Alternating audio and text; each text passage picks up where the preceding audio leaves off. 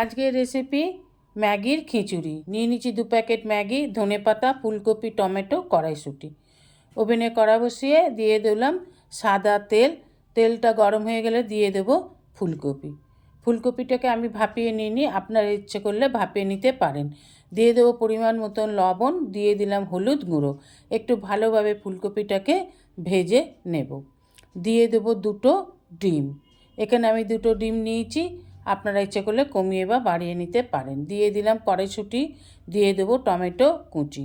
এবার সমস্ত উপকরণগুলোকে খুব ভালোভাবে নেড়ে ভেজে নিতে হবে। দিয়ে দেবো পরিমাণ মতন জল। দিয়ে দেবো ম্যাগিগুলোকে একটু ছোট করে ভেঙে নিয়ে দিয়ে দিলাম ম্যাগি।